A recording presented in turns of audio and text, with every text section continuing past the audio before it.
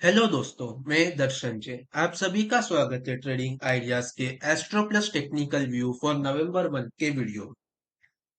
तो आइए सबसे पहले हम एस्ट्रो इवेंट्स देख लेते हैं नवंबर मंथ।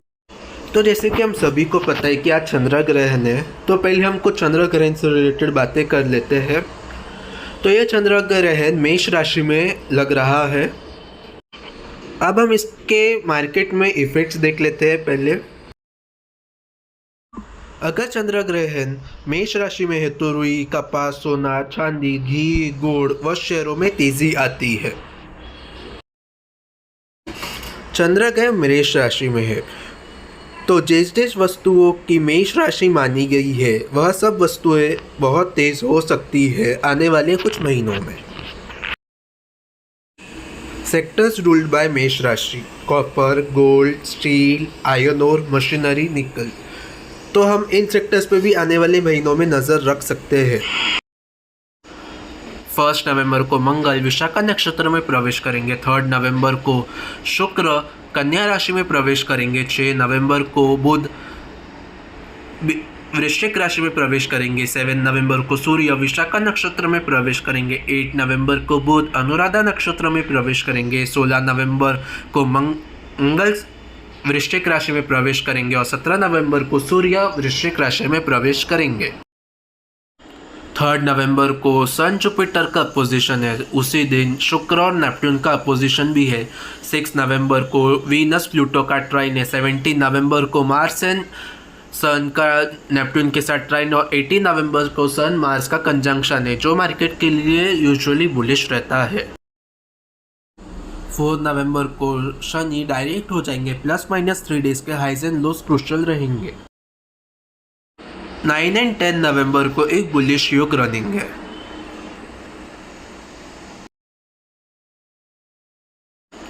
11 नवंबर बुध वेस्ट में राइज हो जाएंगे। अभी कंबस चल रहे हैं।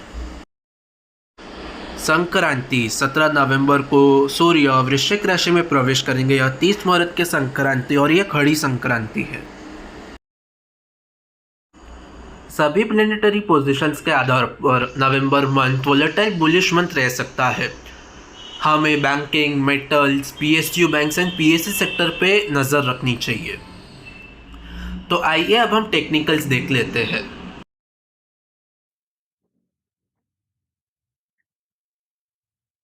तो ये निफ्टी का मंथली टाइम फ्रेम का चार्ट है।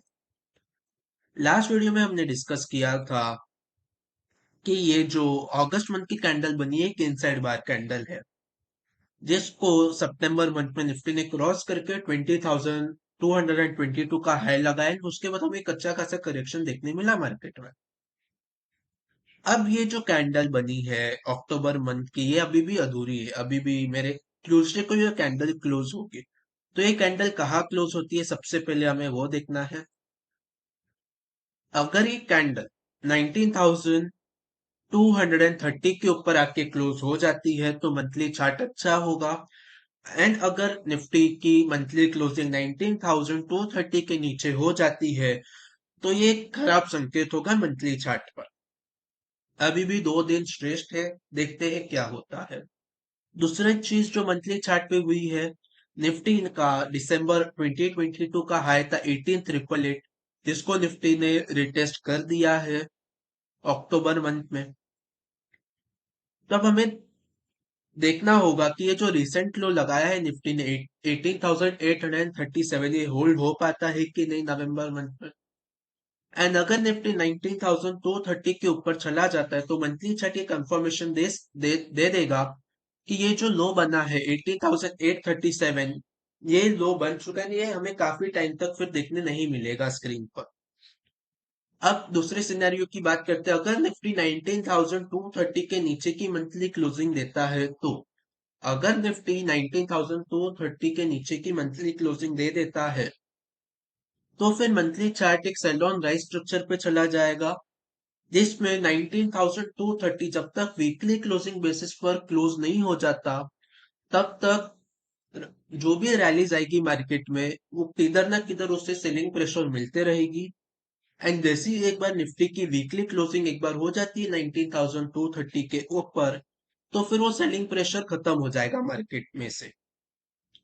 नीचे में हमें 18,830 का जो लेवल है वही इंपॉर्टेंट रहेगा। अगर वो ब्रेक हुआ तो नीचे की और जगह खुलेगी, वो हम तब मैं बाद में अपडेट करूंगा अगर वो ब्रेक। ये निफ्टी का वीकली टाइम फ्रेम का चार्ट है। यहाँ पे भी ऑलमोस्ट ऑलमोस्ट स्ट्रक्चर सिमिलर ही है जो अभी हमने लेवल्स मंथली चार्ट पे डिस्कस किए। तो यहाँ पे कुछ ज्यादा देखने जैसा है नहीं। वही इंपॉर्टेंट लेवल से 19 to 30 के कि जब तक वो वीकली क्लोजिंग बेसिस नहीं टूट जाता तब तक जितनी भी रैलीज आएगी वहां पे कुछ ना कुछ प्रेशर आते रहेगा। एंड नीचे में वही 18,830 का इंपॉर्टेंट लेवल है। तो अब हम डेली टाइम फ्रेम पे चले जाते हैं। मैं डेली टाइम फ्रेम को स्टडी करने से, ये है निफ्टी का पी रेशियो। पी रेशियो यानी प्राइस टू अर्निंग रेशियो। अगर हम देखें तो इस समय निफ्टी का जो प्राइस टू अर्निंग रेशियो चल रहा है वो है 20.63। ये डेटा हम ट्रेंड लाइन करके एक वेबसाइट, हम वहां से ये डेटा ले रहे हैं। तो निफ्टी का पी रेशियो 20.63 का रेशियो अभी करंटली निफ्टी का पी रेशियो चल रहा है। तो अब हम देखते हैं कि निफ्टी का जब जब पी रेशियो 20.60 गया है तब तक क्या हुआ है। तो यहाँ पे निफ्टी का पी रेशियो समवेयर अराउंड 20 था। तो ये डेट है अराउंड अराउंड 20 मार्च 2023, जिसमें निफ्टी का पी रेशियो 20 and 19.5 के बीच में कहीं पर था। एंड हमें सभी को पता है कि निफ्टी बॉटम आउट हुई थी 2023 का जो अब तक का लो बना हुआ है वो मार्च 2023 में ही बना हुआ था। हम अगर एक लंबे पीरियड का चार्ट देखें तो सेम अगेन अराउंड अराउंड सितंबर 2022 में निफ्टी का पी रेशियो 20 के अराउंड था। 29 सितंबर को 29 सितंबर 2022 को निफ्टी का पी रेशियो 20.08 था। निफ्टी ने उसी डेट के आसपास एक बॉटम बनाकर एक अच्छी खासी रैली दिखाई थी। एंड अगर हम पास्ट में जाएंगे तो यही सेम लेवल से 1920 जहाँ पे निफ्टी यूजुअली अपना बॉटम बना देता है। अब अभी निफ्टी का पी रेशियो फिर से 20 के पास में है। तो ये एक हमें संकेत दे रहा है कि निफ्टी कहीं ना कहीं अपने बॉटम के आसपास ही है। तो इस डेटा से हमें ये पता चल रहा है। तो आइए अब हम फिर से डेली, अभी हम निफ्टी का डेली टाइम फ्रेम का चार्ट डिस्कस कर लेते हैं। 17 अक्टूबर निफ्टी 19,850 पर था।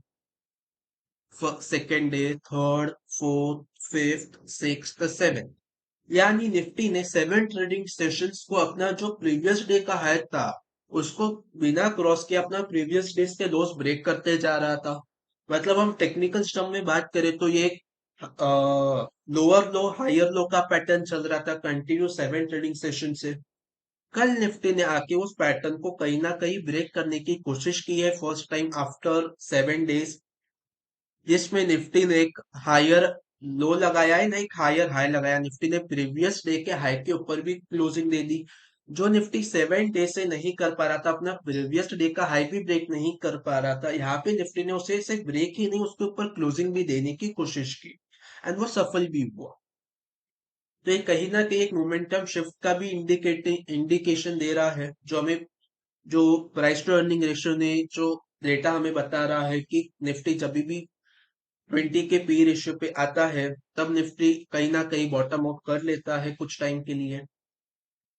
तो अभी अगर हम देखें तो निफ्टी, मैंने लास्ट वीडियो में ये बहुत क्लियरली बोला था कि अगर अब की बार निफ्टी 19,220 के तरफ कोई भी रीजन से आती है तो वो लेवल ब्रेक करके निफ्टी काफी नीचे जाएगी।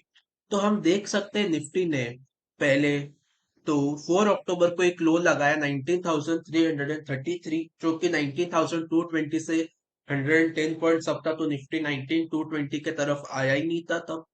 बट एंड ऑफ अक्टूबर में निफ्टी 25 अक्टूबर को 19,220 के तरफ आके उसके फोर्सफुली ब्रेक कर दिया, जो कि हमने लास्ट वीडियो में बोला ही था कि अब की बार कोई भी रीजन से अगर निफ्टी आता है तो उसे ब्रेक करके निफ्टी नीचे ड्रैग हो ही जाएगी।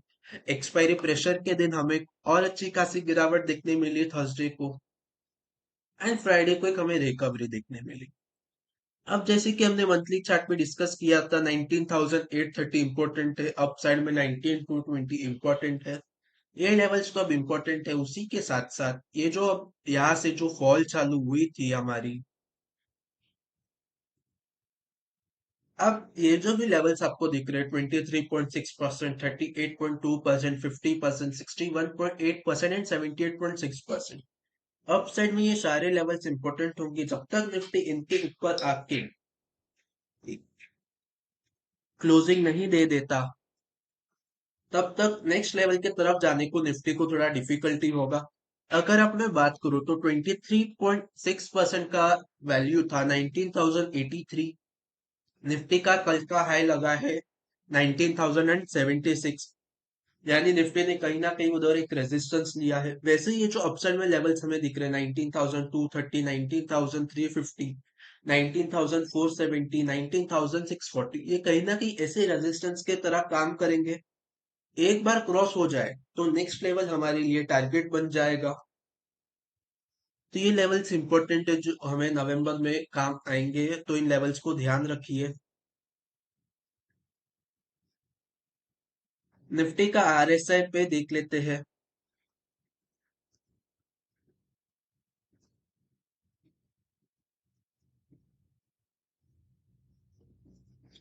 जो इस समय जो हमें टेक्निकल्स बता रही कि ट्रेंड एक बहुत सेलिंग प्रेशर में था, आरएसआई भी वही बता रहा है।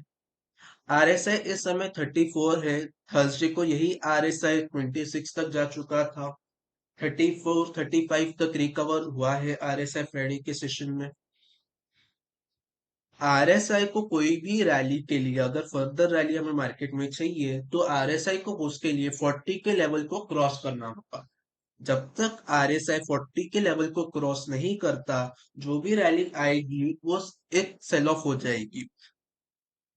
ये हमें आरएसआई का चार्ट बोल रहा है।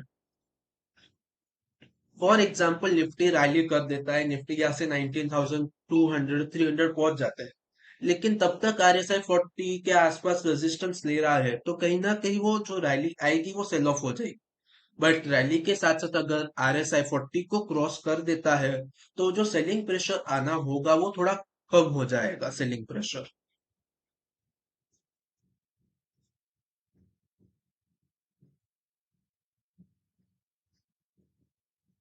एंड इवन मार्केट में ये जो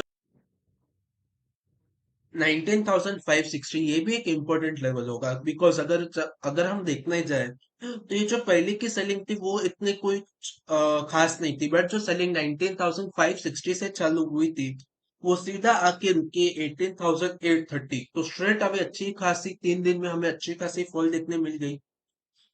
एंड वो पूरी सेलिंग इसी फिगर से चालू हुई थी, 19,560। अगर अब मैं इंट्राडे चार्ट 50 मिनट के चार्ट में जाऊं, ये सेम लेवल पर,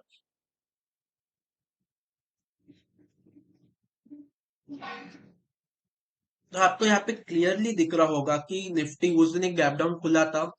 इनिशियल रिकवरी के बाद निफ्टी थोड़ा सा उसके ऊपर गया 560, बट उसको ऊपर वो सस्टेन नहीं कर पा रहा था। एंड फिर उसके बाद सेम डे 12:30 के बाद वो 19,560 के ऊपर गया ही नहीं। एंड अच्छी खासी फिर हमें आने वाले दिनों में एक अच्छी खासी सेलिंग देखने मिल गई। तो आप यहाँ पे क्लियरली देख सकते हैं, मैं यहाँ पे ये मार्क कर देता हूँ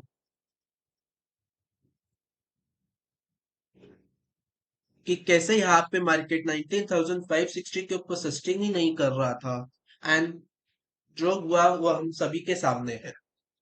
तो 19,560 एक मेजर रेजिस्टेंस होगा। इसके ऊपर जब तक कोई क्लोजिंग नहीं होती, जि- तब तक जो भी सेलिंग प्रेशर आएगा, वो जो भी रैलीज आएगी, सेलिंग प्रेशर कहीं ना कहीं बने हुए रहेगा।